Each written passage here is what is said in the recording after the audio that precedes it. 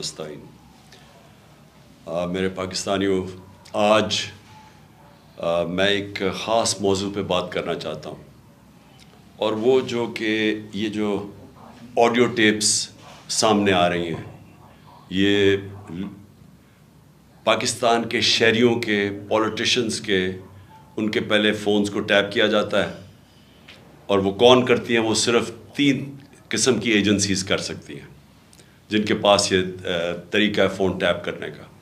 वो phone tap करती हैं, और फिर जब भी उनको ब्लैकमेल करना हो किसी को, अपना मकसद ये नहीं कि पाकिस्तानियों की बेहतरी के लिए, लेकिन वो इस्तेमाल उसको करते हैं जब भी उनका कोई सियासी मकसद पूरा करने को, तो वो ये फिर ऑडियो टेप सामने आ जाती है। और मैं ये चाहूँगा सबसे पहले कि डॉक्टर यास्मीन, इनकी एक ऑडियो टेप कल निकली है। ये बात कर रहे थे जो पुराने CCPO डोगर साहब थे, उनके साथ ये बात कर रही थी, तो इनकी ऑडियो टेप एकदम रिलीज़ हो गई। तो मैं ये पहले चाहता हूँ कि ये बताएं कि उसके पीछे क्यों ये रिलीज़ की गई, उसके पीछे क्या था, और ये क्यों बात कर रही थी, जो हर शहरी का हक है, किसी भी पुलिस वाले से बात कर सकते हैं शहरी। लेकिन पहले ये बताएंगे क्या है, और उसके बाद फिर मैं आगे बात करूँगा मज़ीद कि ये जो तबाही मच रही है हमारे माशरे की, और ये जो इस तरह का तो कभी माशरा गिरा ही नहीं था कि ये डीप फेक वीडियोस बन रही हैं लोगों के ऊपर, उनके फ़ोन टैप के अलावा और भी वीडियोस बना रहे हैं ब्लैकमेल करने के लिए। बताया जाता है हमारे सीनियर हमारे पार्टी के लीडर्स, उनको बताया जाता है कि जी तुम्हारी हमने कोई वीडियो बनाई हुई है। तो मैं इसलिए ये आज लेके आ रहा हूँ क्योंकि इसके ऊपर एक बड़ा क्लियर एक पाकिस्तान का कानून है जिसको कहते हैं फेयर ट्रायल एक्ट। ये पाकिस्तान का कानून है। मैं सिर्फ ये इसलिए बता रहा हूँ, उससे पहले डॉक्टर साहब इसके ऊपर पूरी बात करें। ये कानून ये कहता है कि कोई किसी का फ़ोन टैप नहीं कर सकता, कोई एजेंसी, ISI, IB, पुलिस, ये किसी का फ़ोन टैप नहीं कर सकते जब तक ये इंटीरियर मिनिस्टर को कहें और इंटीरियर मिनिस्टर अदालत में जाए और फिर अदालत का जज उनको इजाज़त दे कि हाँ ये मुल्क की ज़रूरत है, ये इससे दहशतगर्दी बच सकती है या मुल्क के कोई नेशनल इंटरेस्ट प्रोटेक्ट हो सकता है, वो फिर इजाज़त देता है और उस इजाज़त के बाद फिर फ़ोन टैप कर सकते हैं। इसके अलावा कोई फ़ोन किसी का टैप नहीं कर सकता। तो फिर मैं आपको ये बता दूं कि बेनज़ीर भुट्टो की हुकूमत 1996 में जब हटाई गई तो एक वजह दी गई थी सुप्रीम कोर्ट में कि बेनज़ीर के गवर्नमेंट के दौरान फ़ोन टैप्स किए जाते थे बड़ी बड़ी पर्सनैलिटीज़ के और सियासी मुखालफिन के और जजेस के। ये एक वजह दी गई थी 96 में। मैं उससे पहले आपको बता दूं कि अमेरिका का बड़ा ताकतवर प्रेसिडेंट था सदर निक्सन की वाटरगेट स्कैंडल हुई क्या थी कि वो मुखालफिन के फ़ोन टैप कर रहा था, उसकी वजह से उस प्रेसिडेंट को रिज़ाइन करना पड़ा। तो आज ये जो खुलेआम हो रहा है, पहले तो मैं चाहूँगा कि डॉक्टर यास्मीन आपसे बात करें, उसके बाद फिर मैं बात करूँगा। बिस्मिल्लाहिर्रहमानिर्रहीम। कल दोपहर में जब ये ऑडियो लीक हुई तो मैंने जब वो ऑडियो सुनी तो मुझे इमीडिएटली एहसास हुआ कि ये किस मकसद के लिए ये लीक हुई है। वजह ये थी कि मैं पिछले 4 माह से ख़ान साहब की जो JIT बनी थी, ख़ान साहब पे जो कातलाना हमला हुआ था, उस JIT को फॉलो अप मैं कर रही थी और ख़ास तौर पे जो एंटी टेररिस्ट कोर्ट है गुजरांवाला का, उसमें फॉलो अप कर रही थी। और ये मैंने जब देखा कि ये क्यों किया गया है, वो इसलिए किया गया कि हमारे JIT का जब बना तो इसका कन्वीनर जो थे ये डोगर साहब थे जो CCPO थे उस वक्त, और इन्होंने डोगर साहब ने ये बात इंकशाफ कर दी थी हुकूमत के सामने कि इसमें 3 लोग मुलव्विस हैं। यानी जो असैसिनेशन अटेम्प्ट है ख़ान साहब के ऊपर, वो बाकायदा एक ऑर्केस्ट्रेटेड अटेम्प्ट थी। और उन्होंने कहा कि इम्पॉर्टेंट चीज़ है कि उन्होंने बताया कि एक बंदा नहीं, इसमें 3 लोग कम से कम मुलव्विस थे और उनका एविडेंस उन्होंने कोर्ट को दे दिया था। और उसके बाद जो पता चला वो ये है कि अफसरों को ब्लैकमेल किया गया, ये कोर्ट में जब एविडेंस किया और ब्लैकमेल हो के कुछ अफसरों ने रिज़ाइन कर दिया, लेकिन सीसीपीओ जो हैं डोगर साहब, ही स्टक टू हिज गन्स, वो उसी तरह उन्होंने मेंटेन किया कि ये इंकशाफ हुए हैं। ये तो सारी बातें मेरे सामने तब आई कि जब हम एटीसी में गए, ये जो गुजरांवाला का कोर्ट है, तो एविडेंस जो खान साहब का ये इन्वेस्टिगेशन का एविडेंस है वो आने देते ही नहीं थे, और उसका हवाला यानी जब सीसीओपी को हटाया तो डीजी एंटी करप्शन को दे दिया गया। जो चीफ इन्वेस्टिगेटिंग ऑफिसर था जिसका नाम अनवर शाह साहब थे, उनको इन्होंने पहले क्या किया कि उसको ओएसटी कर दिया, और उसके बाद जो डीजी था उसने सारा रिकॉर्ड जो है उसको सील कर दिया और ताला लगा दिया। हमने जब बार बार कहा कोर्ट को कि जी ये हमें एविडेंस चाहिए, जो सारा एविडेंस मंगवाएं, तो पहली दफ़ा जो सेकंड हेयरिंग थी उसमें उन्होंने आके कहा कि जी डीजी बदल दिया गया है और ये चट्ठा साहब को लगा दिया गया नया डीजी एंटी करप्शन, जो कि सनाउल्लाह का राइट हैंड मैन है, और अब वो रिकॉर्ड देगा। इसके ऊपर जज साहब ने गुस्सा खाया और उन्होंने कहा कि मैं अब अपने प्रोसिक्यूटिंग ऑफिसर्स भेजूंगा।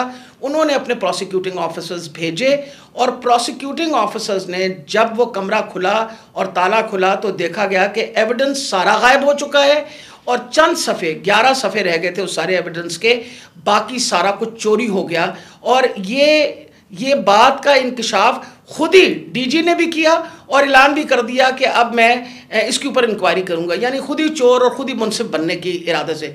मेरे लिए ये एक इतना बड़ा हमारे लिए सानिया था कि सारा एविडेंस जो है उसको इन्होंने खुर्द-बुर्द कर दिया कि जब हाई कोर्ट का ऑर्डर पता चला कि जी हाई कोर्ट ने सीसीपीओ को दोबारा लगाया है, तो मैंने मुनासिब समझा कि मैं सीसीपीओ से पूछूं कि कब आपकी अपॉइंटमेंट हो गई है, क्योंकि हमारी जो जीआईटी है which is the real GIT, जो उस वक़्त हुकूमत थी और हुकूमत ने ये सारा कुछ किया था, जीआईटी बनाई थी which is a legal GIT, तो हमने तो ऑलरेडी उस पर हमें ट्रस्ट था कि ये बंदा जो है। तो मैंने उनसे पूछा कि आप कब तक ज्वाइन कर रहे हैं, तो उन्होंने कहा जी अभी तक मेरे ऑर्डर्स नहीं आए। वो आपने सारा टेप सुना जिसके अंदर कोई ऐसी बात नहीं पूछी गई।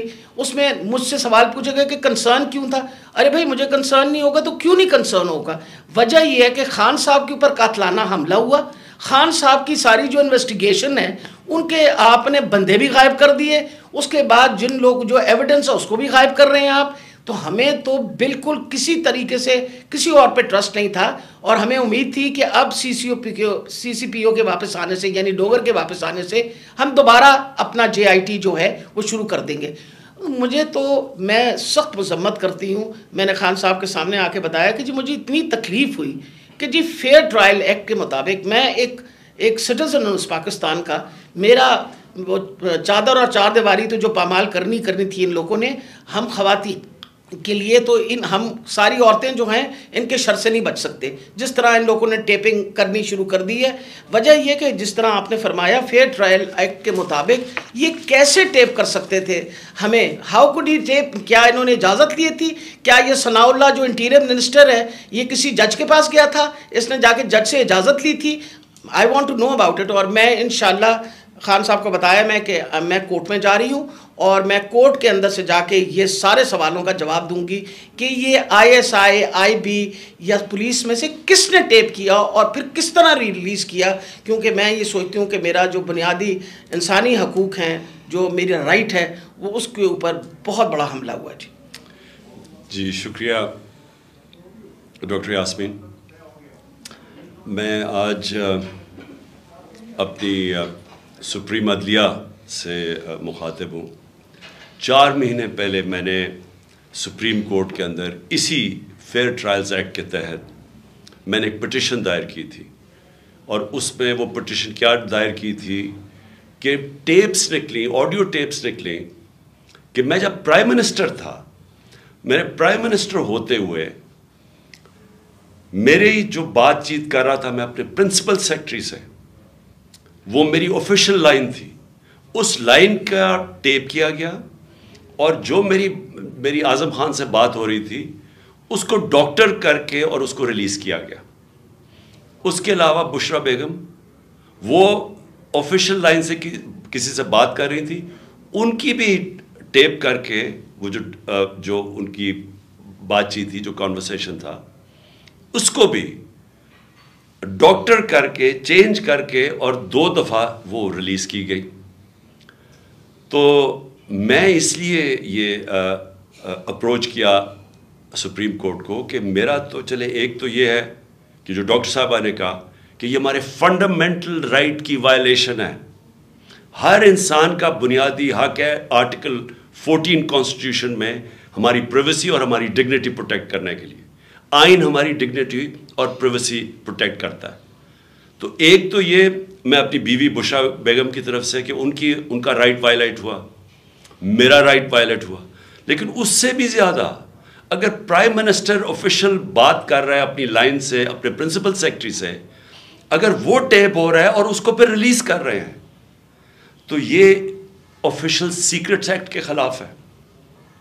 कोई भी मुल्क की इंपॉर्टेंट चीज़ हो जो अपनी सिक्योर लाइन से बात करूं और वो निकल जाए इस तरह, तो ये तो बड़ा ख़तरनाक है मुल्क के लिए। कोई भी प्राइम मिनिस्टर की बातचीत निकल जाए। और उसके बाद शहबाज शरीफ की और वो मरियम की भी कोई ऑडियो लीक्स निकली और उसके अंदर भी उसमें तो खैर और बातें हो रही थी। तो मैं इसलिए कहना चाहता हूँ कि हमारी अदलिया को इसके ऊपर एक्शन लेना चाहिए, क्योंकि ये तो एक पूरी माशरे में एक बीमारी फैल गई है। हर जब कोई किसी को ब्लैकमेल करना होता है, उसकी टेप निकलाती है। सुप्रीम कोर्ट के जज के ऊपर उनकी परवेज़ लाई की वो कोई टेप निकलाई, और वो सिर्फ ब्लैकमेल करने के लिए, क्योंकि इस वक्त पाकिस्तान की तारीख का एक बहुत अहम इशू है 90 डेज़ के अंदर इलेक्शन करवाना। ये सारी कौम अब देख रही है कि क्या आइन के ऊपर हमारी अदलिया 90 डेज़ में 90 दिन में इलेक्शन करवा सकेगी या नहीं करवा सकेगी। और ये अब अदलिया को ब्लैकमेल करने के लिए कोशिश की जा रही है। और इंटीरियर मिनिस्टर, मुल्क का इंटीरियर मिनिस्टर खुद बैठ के एक फ़ोन टैप की बात करता है, जब डायरेक्ट उसकी जिम्मेदारी थी कि ये हुआ कैसे फ़ोन टैप। क्या उसने परमिशन ली थी किसी अदलिया से, किसी हाई कोर्ट के जज से इजाज़त लेके ये फ़ोन टैप किया था। और इससे भी आगे चले जाएं कि हमारे मुल्क के अंदर अब जो मैं शुरू बात की थी, डीप फेक वीडियोस बनी हुई हैं, जो ब्लैकमेल किए जा रहे हैं। मैं 3 अपने सीनियर पार्टी लीडर्स जानता हूं जिनको ब्लैकमेल किया जा रहा है। उसके बाद सबको याद है कि मरियम नवाज ने बैठ के एक अनाउंस किया कि मेरे पास ऑडियो टेप्स हैं या वीडियो टेप्स हैं जजेस के ऊपर, वर्शद मलिक का जो केस था। उसके बाद रिटायर्ड जस्टिस साकिब निसार की एक ऑडियो टेप निकली, जो बाद में पता चला कि फेक थी, यानी जोड़ी हुई थी, जो डीप फेक थी, यानी उसको पीस टुगेदर किया हुआ था। और उसके अलावा अब तो जनरल बाजवा ने भी कह दिया कि मेरे पास टेप्स हैं। तो ये क्या इस मुल्क में कंट्रोल करने के लिए, लोगों को ब्लैकमेल करने के लिए सब कुछ हो रहा है। और अब टेक्नोलॉजी उधर चली गई है, तो ये तो कोई भी अब कर सकता है। आप डीप फेक वीडियोस जो हैं, इसकी कभी टेक्नोलॉजी देख लें, किसी के ऊपर भी आप ये टेप्स बना सकते हैं और आप उनको ब्लैकमेल कर सकते हैं। तो इसलिए मैं रिक्वेस्ट करूंगा अपने सुप्रीम कोर्ट को कि 4 महीने पहले मैंने ये पिटिशन दायर की थी। एज एक्स प्राइम मिनिस्टर मेरी सिक्योर लाइन को टैप करके और फिर उसको डॉक्टर करके पब्लिक में दिखाया गया। और फिर ये जो बार बार ब्लैकमेल करने के लिए कि जी हम आपकी फ़ोन टैप करके आपकी कोई टेप्स निकाल देंगे। और ये जो डॉक्टर यास्मीन का हुआ, ये इसलिए इम्पॉर्टेंट है कि इनका ये सिर्फ़ और सिर्फ ये जो इंक्वायरी हो रही है, ये जो JIT की इंक्वायरी है, मेरे ऊपर जो कातलाना हमला हुआ था, सिर्फ उसको अब सैबोटाज करने के लिए किया गया है। क्योंकि सारे ऑफिसर्स को इन्होंने डरा धमका के, जो JIT के थे उनको तो पीछे हटा दिया। जो 2 ऑफिसर्स रह गए थे, जिसमें एक ये CCPO डोगर थे जो हेड कर रहे थे इंक्वायरी, ये रह गए थे जो खड़े थे और अदालत में जाके ये बता रहे थे कि ये जो फाइंडिंग्स है JIT की, उसमें वाजे हो गया कि वो जो सारा इन्होंने पहले से साजिश की हुई थी कि जी एक शूटर है, दीनी इंतहा पसंद है, वो सब खुद कुछ ख़त्म हो गया। क्योंकि JIT में अदालत में जाके जो फाइंडिंग्स दी हैं कि 3 शूटर थे और ये पूरा प्लान करके हुआ था। तो उसको ख़त्म करने के लिए, डोगर को हटाने के लिए ये अब निकली है। जिस तरह सुप्रीम कोर्ट के जज को प्रेशराइज करने के लिए वो राना सनाउल्लाह ने वो निकाली है, वो जो भी ऑडियो, अब ये डोगर को हटाने के लिए कर रहे हैं। और इसमें जो असल खौफनाक बात ये है कि इन्होंने अपने ऑफिसर्स पोस्ट किए यहाँ, ये जो चट्ठा उसको ख़ास लेके आया एंटी करप्शन का हेड बनाने के लिए, जो हमारा सख्त मुखालिफ है, उन ऑफिसर्स को यहाँ इलेक्शन कमीशन ने एक ही दिन में उन ऑफिसर्स को सारों को ट्रांसफ़र करके यहाँ किया, और यहाँ से ऑफिसर्स ट्रांसफ़र किए। वो सारे ऑफिसर्स 23 में से 17 ऑफिसर हैं जिन्होंने हमारे 25 मई को हमारे पर तशद्दुद किया। ये जो CCPO इन्होंने लगाया हुआ कामियाना, इसके डॉक्टर यास्मीन ने एविडेंस दी हुई है कि 25 मई को जो हमारे लोगों पे तशद्दुद किया गया उसमें ये कामियाना का नाम दिया गया। इसको फौरी तौर पे लेके आए हमारे ऊपर, फिर दबाव, झूठी FIRs केसेस करने के लिए, डराने धमकाने के लिए, वर्कर्स को डराने के लिए। तो ये तो कोई न्यूट्रल केयरटेकर गवर्नमेंट ही नहीं है। और ये तो गवर्नमेंट आई एक एजेंडा के ऊपर है कि बजाय हम अपनी गवर्नमेंट हटा रहे थे, हमने डिज़ोल्व की। मकसद तो ये था कि पाकिस्तान में इलेक्शन हो ताकि ये जो माशी बुरान है इससे हम निकलें। हमारा तो ये मकसद था। ये मकसद तो नहीं था कि उस गवर्नमेंट को हटा के ये सारे जो हमारे मुखालिफ, वो लोग जिन्होंने हमारे ऊपर तशद्दुद किया, उन सबको ऊपर ले आए।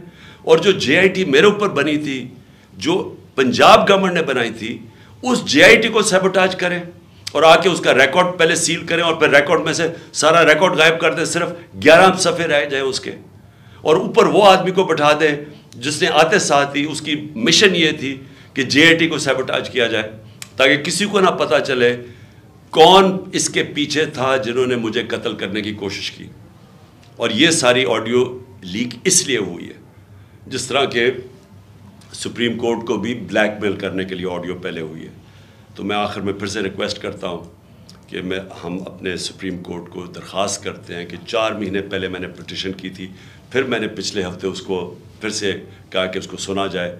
मैं इसलिए कह रहा हूँ कि मैं हमारे माशरे को बचाएं इन ब्लैकमेलर से, इन लोगों को सामने लेके आएँ। कौन जिम्मेदार है कि इस माशरे के अंदर बजाय ये कि ये इस मुल्क के साफ़ और शफाफ इलेक्शन करवा के इस मुल्क को आगे लेके जाए, जमहूरियत की तरफ लेके जाए, ये माशी बुरान से निकालें। जो लोग तबाह हो रहे हैं इस वक्त महंगाई से, जो लोगों का आज जितना बुरा हालात हैं पाकिस्तानी कौम के कभी थे नहीं, जो इन्होंने जिस तरह 11 महीने के अंदर एक लोगों का माशी कत्ल किया, तो बजाय उधर ले जाने के, जिसलिए हमने अपनी गवर्नमेंट्स डिज़ोल्व की थी कि यहाँ इलेक्शंस करवा के इस मुल्क को इस बुरान से निकालें, ये उल्टा इसको इस्तेमाल कर रहे हैं हमें क्रश करने के लिए।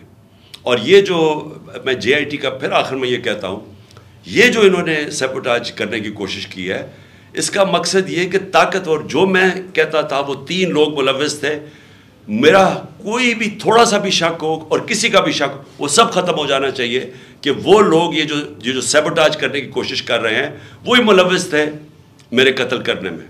तो मैं अपनी अदलिया से आज उम्मीद रखता हूँ। मैंने फिर से पिछले हफ्ते फिर से कहा कि मेरी पिटिशन सुनी जाए। डॉक्टर यास्मीन वो कल इसका केस करेंगी, अदालत में भी जाएंगी, जो इनसे किया गया, जो फेयर ट्रायल्स एक्ट के अंदर उसकी जो वायलेशन हुई है। शुक्रिया।